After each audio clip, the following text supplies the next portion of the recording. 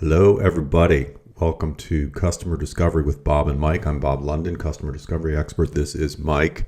This is our last in the series of 6 customer intimacy myths, which I have been absolutely demolishing. These are based on the more than 2,600 customer discovery conversations I've had with B2B decision makers, and this is an attempt to help you understand the world from the customer's perspective. Today's customer intimacy myth: you have to keep talking.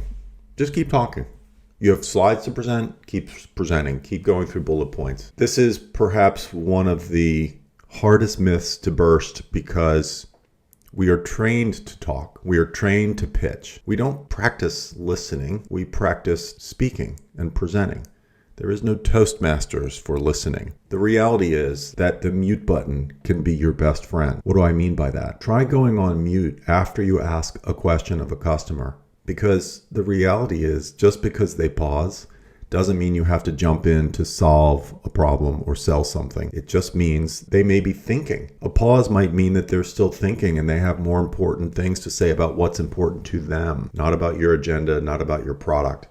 Remember, one of the other myths is they open up so much more when you're authentically curious about them. So try and use the mute button. The worst case scenario is if you're on mute and you think about saying something, you start to say it, then you can kind of self-edit and you can say, maybe they had more to say there. Maybe I shouldn't have jumped in to solve or sell something. If you do go off mute, what you can do is ask a second level question like, that's interesting. What did you mean by that? Or why is that so important to this other department that you work with? Or why is it important to your customer? So think about using the mute button. I have a gigantic lighted mute button that plugs into my MacBook, and it reminds me when I'm on mute and when I'm not on mute, and it's a really cool tool. With that, I really appreciate you paying attention for these 6 customer intimacy myths. Here's a link where you can find them all on YouTube in a nice, neat little playlist for your reference.